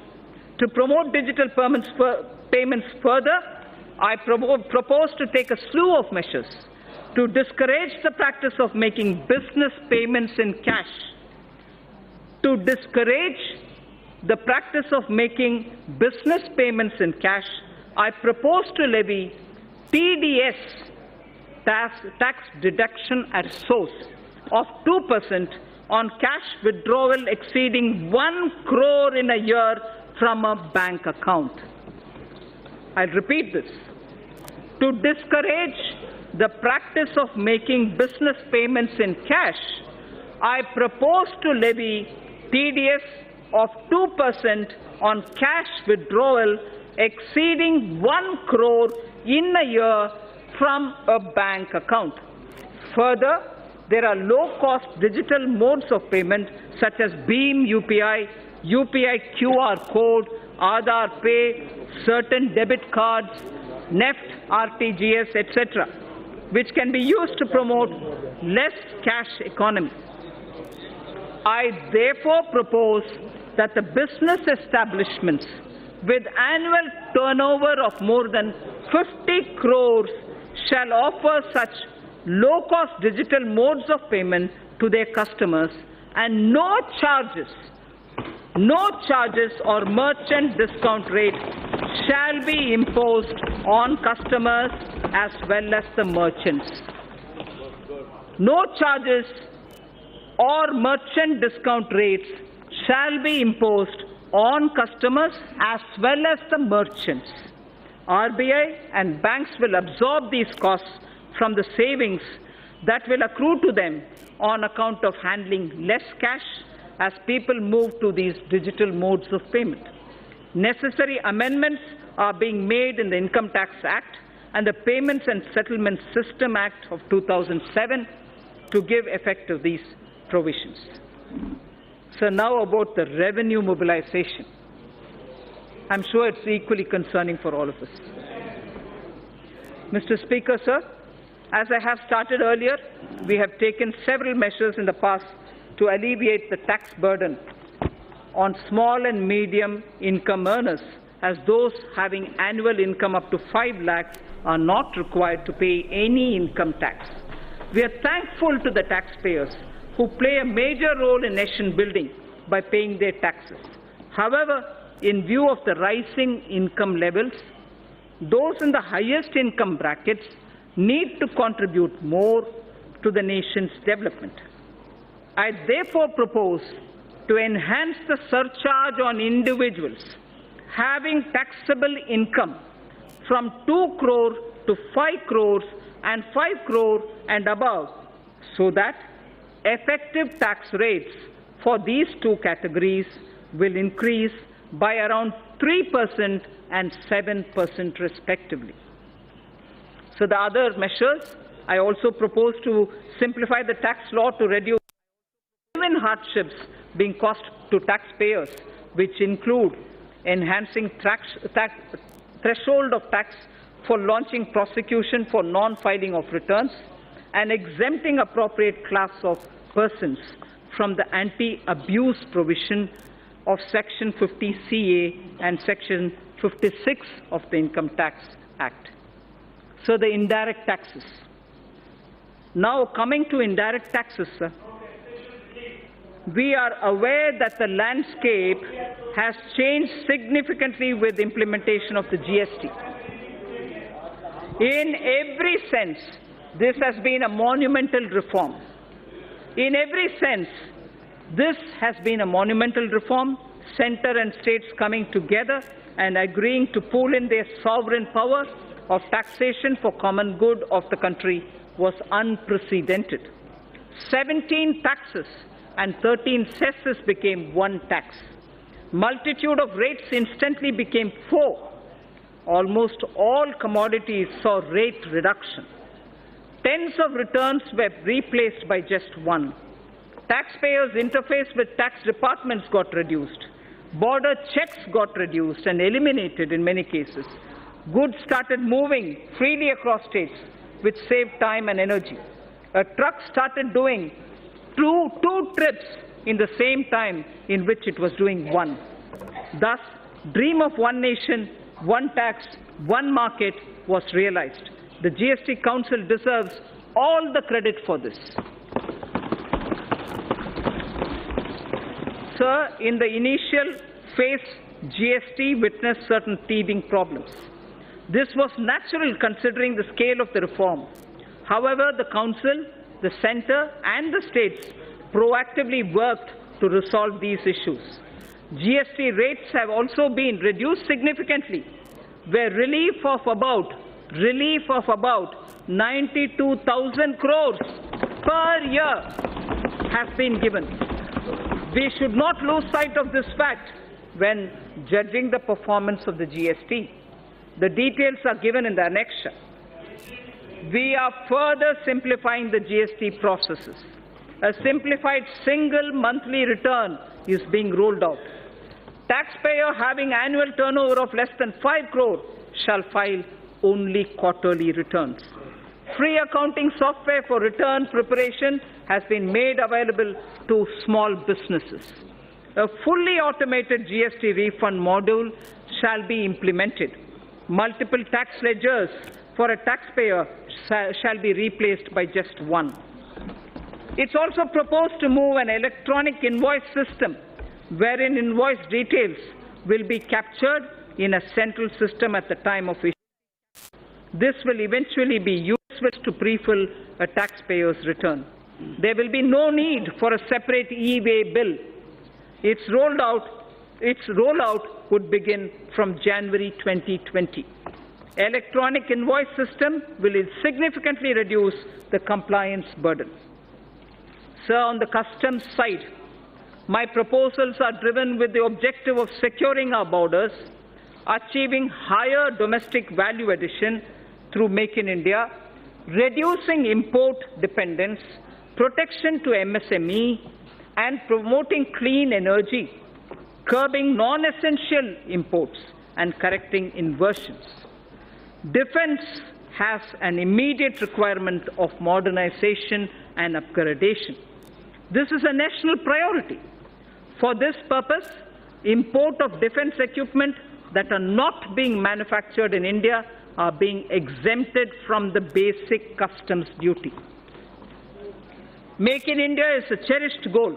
In order to provide domestic industry a level playing field, basic customs duty is being increased on items such as cashew kernels, PVC, vinyl flooring, tiles, metal fittings, mountings for furniture, auto parts, certain kinds of synthetic rubber, marble slabs, optical fiber cable, CCTV camera, IP camera, digital and network video recorders, and so on.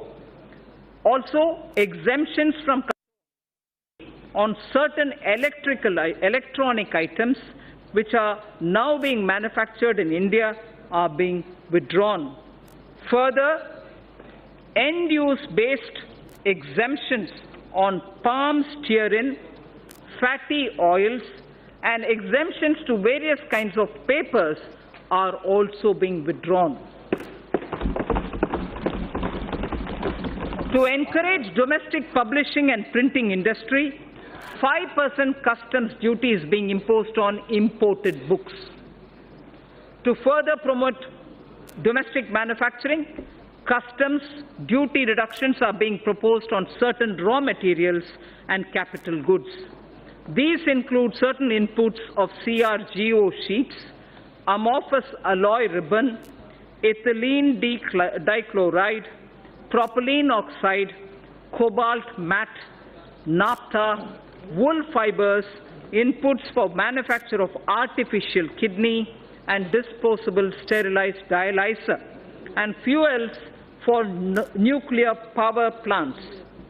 To further incentivize e-mobility, customs duty is being exempted on certain parts of electric vehicles. Customs duty is also being exempted on capital goods required for manufacture of specified electronic goods. So the export duty is being rationalized on raw and finished leather to provide relief to this sector. Crude prices have softened from their highs. This gives me room to review excise duty and cess on petrol and diesel. I propose to increase special additional excise duty and road and infrastructure cess, each one by 1 rupee a litre on petrol and diesel. It is also proposed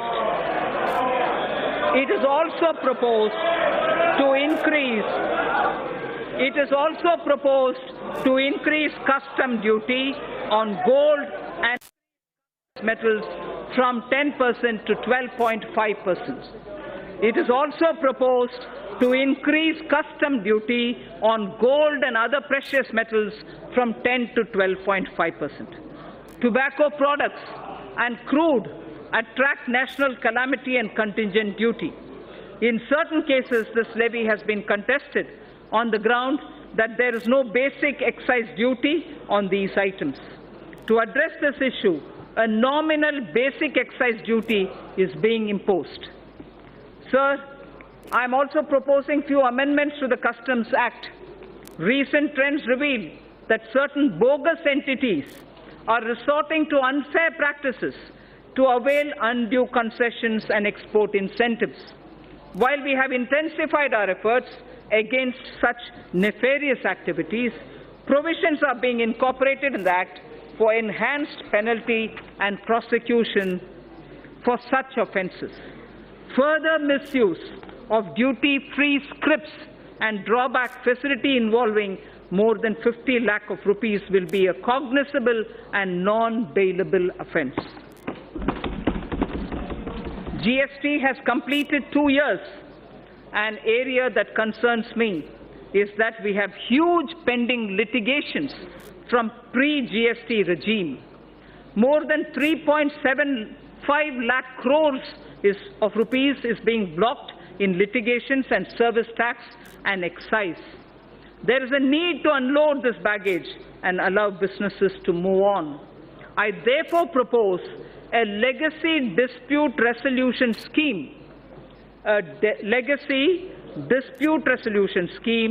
that will allow quick closure of these litigations. I would urge the trade and business to avail this opportunity and be free from legacy litigations. The details of my tax proposals are given in the annexure. Sir Speaker, I thank you for this opportunity, and with these words, I commend the budget to this august House. Thank you. To Srimati Nirmala Sitaram, Manya Vitt Mantri ji. I just would like to mention, although I have commended the budget, I just would like to mention, I have not mentioned specific allocations for the scheme and programs. I have not mentioned specific allocations for schemes and programs. All these details are available in the budget documents as much as my speech's annexure. I also take this opportunity for the response that we've received for the crowdsourcing of ideas for the budget. Immense suggestions from common citizens reached us. We have benefited from the crowdsourcing. The one last mention, which is more for the curiosity's sake, the fiscal deficit. The fiscal deficit this year is 3.3%, brought down from 3.4%. Thank you. Item number 2, Srimati Nirmala Sitaraman, Manya Vitt Mantri ji. Of course, don't have the papers, isn't it?